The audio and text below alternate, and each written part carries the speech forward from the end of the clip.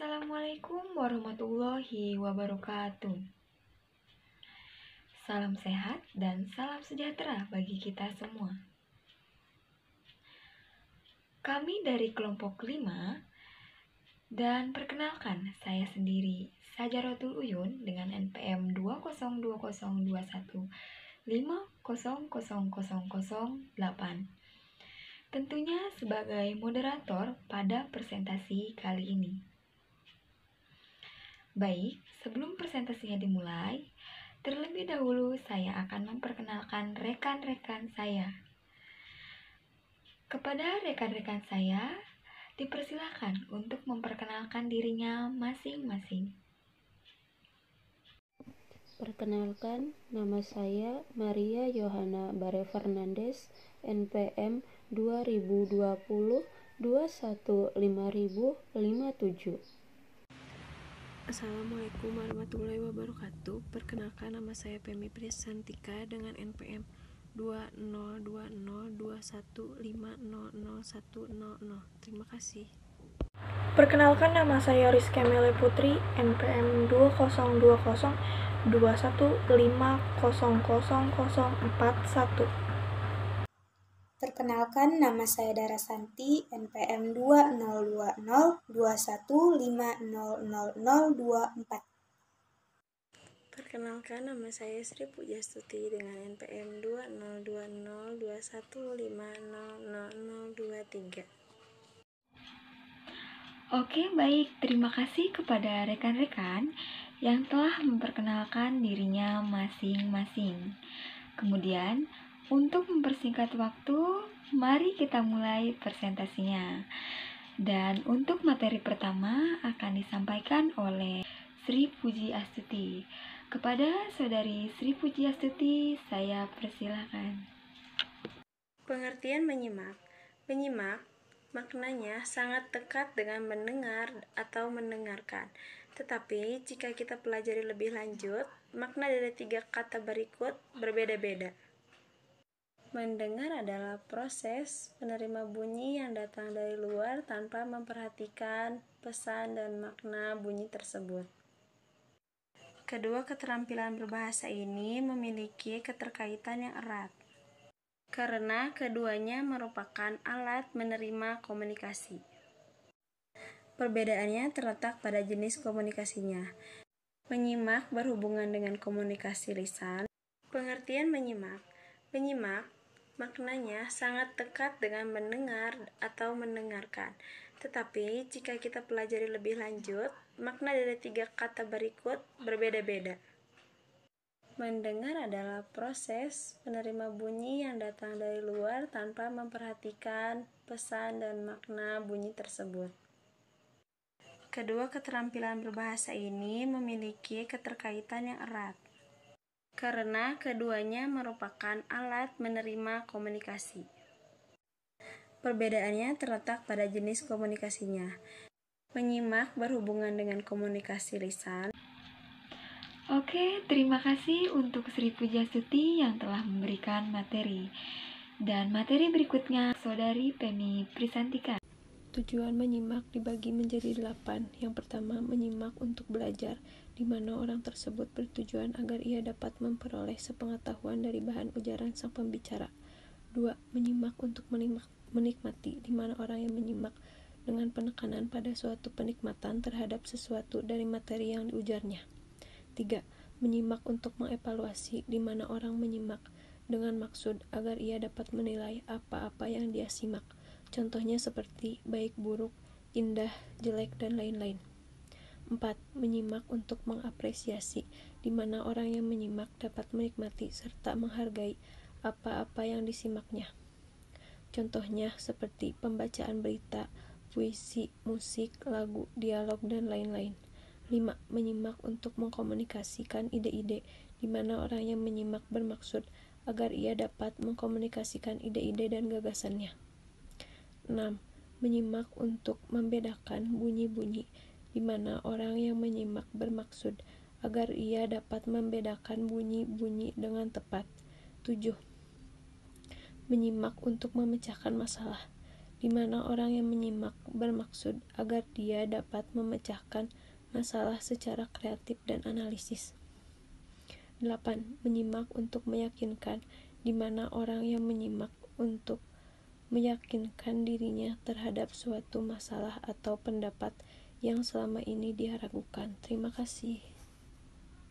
Berikutnya akan disampaikan oleh Saudari Dara Santi. Kepada Saudari Dara Santi, saya persilahkan. Jenis-jenis menyimak. Yang pertama, menyimak ekstensif. Menyimak ekstensif adalah kegiatan yang berhubungan dengan hal-hal yang lebih umum dan lebih bebas terhadap suatu bahasa.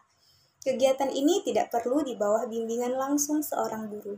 Yang kedua, menyimak intensif. Menyimak intensif adalah menyimak yang diarahkan pada suatu hal yang jauh lebih diawasi, dikontrol terhadap suatu hal tertentu. Dalam hal ini harus diadakan suatu pembagian penting, yaitu diarahkan pada butir-butir bahasa sebagai bagian dari program pengajaran bahasa atau pada pemahaman serta pengertian umum. Dalam menyimak intensif ada juga yang disebut dengan menyimak sosial atau bisa disebut juga dengan menyimak sopan. Biasanya kegiatan ini berlangsung di tempat-tempat orang berkumpul mengobrol mengenai hal-hal yang menarik untuk bisa saling memberi respon yang pantas. Selanjutnya, menyimak sekunder. Menyimak sekunder adalah sejenis kegiatan menyimak yang dilakukan secara tidak sengaja atau secara kebetulan. Misal, sayup-sayup terdengar suara musik, suara lagu. Sementara kita sedang melakukan kegiatan lainnya, misalnya sedang menulis surat, sedang membuat cerita, atau hal-hal lainnya. Itu disebut menyimak sekunder. Selanjutnya, menyimak estetik. Disebut juga dengan menyimak apresiatif. Ini adalah fase terakhir dari kegiatan menyimak secara kebetulan dan termasuk ke dalam menyimak ekstensif. Selanjutnya, menyimak kritis. Menyimak kritis adalah sejenis kegiatan menyimak yang di dalamnya sudah terlihat kurangnya atau tiadanya keaslian ataupun kehadiran prasangka serta ketidaktelitian yang akan diamati. Selanjutnya, menyimak konsentratif. Ini adalah jenis menyimak yang bisa disebut juga dengan kegiatan menelaah. Misal, untuk mengikuti petunjuk-petunjuk, ide, fakta-fakta, dan sebab akibat. Selanjutnya, menyimak kreatif. Menyimak kreatif adalah kegiatan menyimak yang dilakukan oleh seorang anak untuk pembentukan imajinatif di dalam otaknya berupa bentuk visual, penglihatan, bunyi, serta suara yang disarankan oleh apa-apa yang didengarkannya. Menyimak interogatif adalah sejenis menyimak intensif yang menuntut lebih banyak konsentrasi dan seleksi, menuntut perhatian dan pemilihan, karena si pendengar harus mengajukan pertanyaan-pertanyaan. Dalam kegiatan interogatif ini, si penyimak mempersempit serta mengarahkan perhatiannya pada perolehan informasi. Selanjutnya, menyimak penyelidikan. Dalam hal ini, penyimak harus menyiagakan perhatiannya untuk menemukan hal-hal baru yang menarik perhatian dan informasi tambahan mengenai suatu topik atau suatu pergunjingan yang menarik. Selanjutnya, menyimak pasif. Menyimak pasif adalah penyerapan suatu bahasa tanpa upaya sadar yang biasa menandai upaya-upaya kita saat sedang teliti belajar. Belajar tergesa-gesa, menghafal luar kepala, berlatih, serta menguasai suatu bahasa.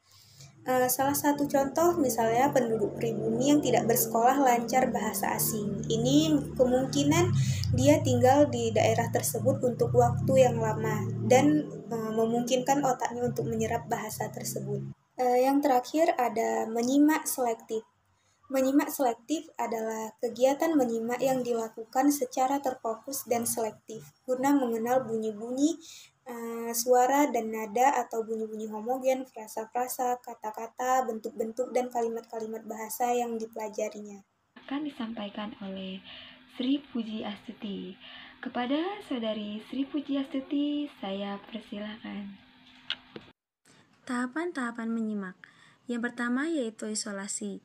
di mana penyimak mencatat aspek-aspek individual kata, juga mengisolasi bunyi, ide-ide, fakta-fakta, dan lain-lain. Baik, untuk materi berikutnya akan disampaikan oleh Saudari Emi Prisantika. Tahapan menyimak juga ada identifikasi. Artinya, sekali stimulus tertentu telah dapat dikenal, maka suatu makna atau identifikasi pun diberikan kepada setiap butir yang berdikari itu. Terima kasih. Materi berikutnya akan disampaikan oleh Saudari Rizky Amelia Putri. Yang ketiga, integrasi. Kita mengintegrasikan atau menyatupadukan apa yang kita dengar informasi lain yang telah kita simpan dan rekam dalam otak kita. Oleh karena itu, maka pengetahuan umum sangat penting dalam tahap ini. Karena kalau prosesnya berlangsung, kita harus terlebih dahulu harus mempunyai beberapa latar belakang atau pemahaman mengenai bidang pokok pesan tertentu. Kalau kita tidak memiliki bahan penunjang yang dapat kita pergunakan untuk mengintegrasikan informasi yang baru, maka jelas kegiatan menyimak akan menemui kesulitan atau kendala. Baik, untuk materi berikutnya akan disampaikan oleh Saudari Maria Yohana Fernandes. Kepadanya saya persilahkan. Tahap yang keempat yaitu inspeksi. Pada tahap ini, informasi baru yang telah kita terima dikontraskan dan dibandingkan dengan segala informasi yang telah kita miliki mengenai hal tersebut. Proses ini akan menjadi paling mudah berlangsung jika informasi baru justru menunjang prasangka atau prakonsepsi kita. Akan tetapi, jika informasi baru bertentangan dengan ide-ide kita sebelumnya, maka kita harus mencari serta memilih hal-hal mana dari informasi itu yang lebih mendekati kebenaran. Dan mungkin materi berikutnya akan saya sampaikan sendiri. Oke baik, untuk materi berikutnya yaitu tentang teknik menyimak. Di dalam teknik menyimak terdapat beberapa bagian. Yang pertama, ada teknik simak ucap. Yang kedua, teknik simak kerjakan.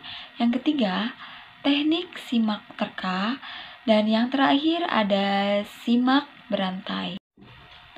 Untuk teknik simak ucap, yaitu teknik atau ucapan-ucapan yang akan diperdengarkan dan dipersiapkan secara cermat terlebih dahulu. Contohnya seperti seorang guru membacakan puisi, kemudian siswa menyimak lalu menirukannya. Yang kedua ada teknik simak kerjakan, yaitu model ucapan guru berisi kalimat perintah dan siswa mereaksi atas perintah guru tersebut. Reaksi siswa itu berbentuk perbuatan. Yang ketiga ada teknik simak terka. Teknik simak terka yaitu seperti guru mempersiapkan deskripsi sesuatu benda tanpa menyebut nama bendanya. Kemudian siswa diperintahkan untuk mendebak benda tersebut. Dan yang terakhir ada teknik simak berantai, yaitu seperti guru membisikkan suatu pesan kepada seorang siswa.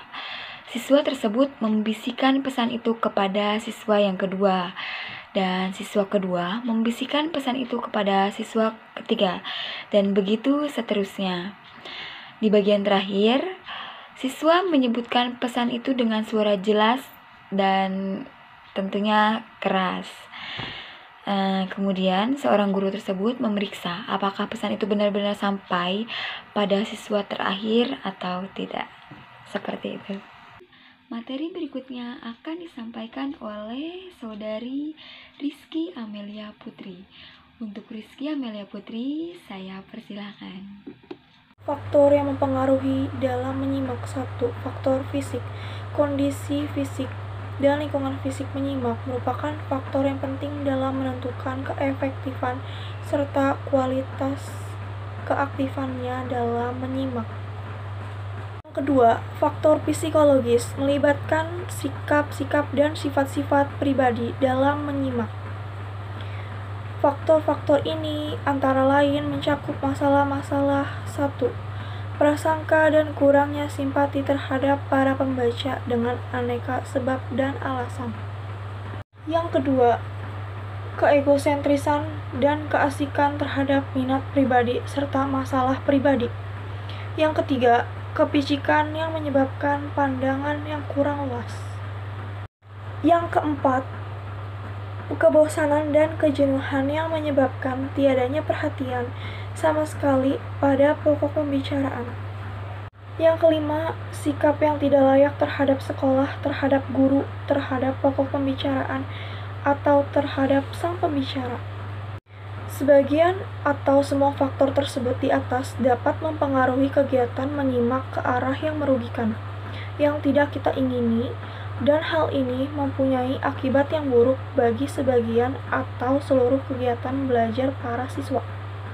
Sebaliknya, faktor psikologis ini pun mungkin sangat menguntungkan bagi kegiatan menyimak dengan penuh perhatian. Misalnya, pengalaman-pengalaman masa lalu yang sangat menyenangkan, yang telah menentukan minat-minat dan pilihan, kepandaian yang beraneka ragam, dan lain-lain. Jika dihubungkan dengan suatu bidang diskusi, jelas merupakan pengaruh baik bagi kegiatan menyimak yang mengasihkan, yang memukau, dan menarik. Untuk materi berikutnya akan disampaikan oleh Saudari Maria Yohana Fernandes. Kepadanya saya persilahkan. Pembelajaran menyimak. Menurut Purwo dalam Depdiknas 2003 menjelaskan bahwa dalam pembelajaran menyimak yang sedang difokuskan perlu mempertimbangkan hal-hal sebagai berikut. Yang pertama, pembelajaran menyimak perlu diwujudkan ke dalam kegiatan tertentu, misalnya mendengarkan kaset berupa pidato atau ceramah, musik atau dialog, radio atau menyimak seseorang yang sedang membaca teks. Yang kedua, kegiatan tersebut perlu dibatasi waktunya, misalnya 10-15 menit. Hal ini mengingat menyimak membutuhkan konsentrasi yang penuh, sehingga tidak mungkin berlama-lama tanpa batas waktu. Ketiga, kegiatan menyimak harus mempunyai tujuan yang jelas dan terarah. Misalnya, untuk menguji pemahaman siswa. Selesai kegiatan menyimak, siswa diuji dengan menjawab pertanyaan secara lisan ataupun tulisan.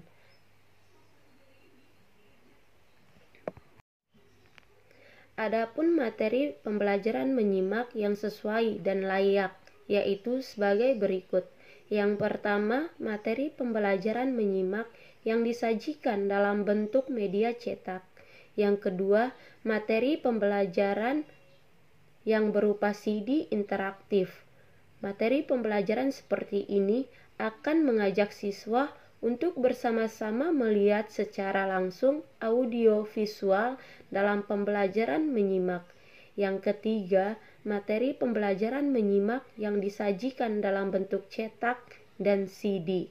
Materi pembelajaran seperti ini akan membuat siswa belajar dua arah, yaitu belajar pada media cetak dan juga belajar pada media audio visual yang telah disediakan.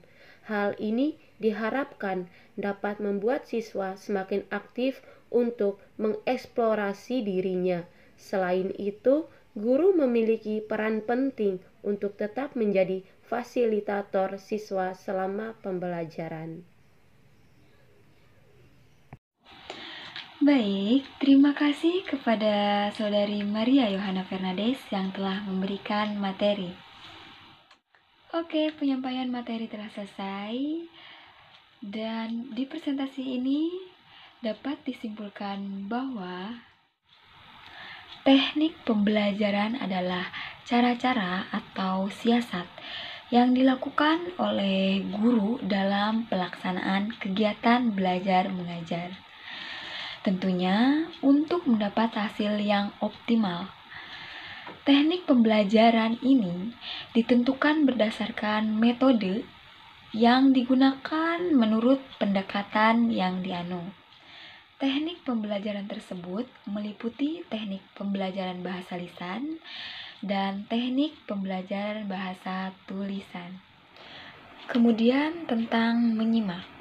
Menyimak adalah suatu rentetan proses, mulai dari proses mengidentifikasi bunyi, menyusun penafsiran, memanfaatkan hasil penafsiran, dan proses penyimpanan, serta proses menghubung-hubungkan hasil penafsiran itu dengan keseluruhan pengetahuan dan pengalaman. Tujuan menyimak yaitu agar orang yang mendengarkan dapat memperoleh pengetahuan atau informasi mengenai hal tertentu dari berita atau cerita yang didengar. Baik, mungkin itu saja yang dapat kelompok kami sampaikan. Mohon maaf bila terdapat banyak kekurangan dalam bertutur kata, berbahasa, ataupun yang lainnya. Cukup sekian dari kami. Wassalamualaikum warahmatullahi wabarakatuh.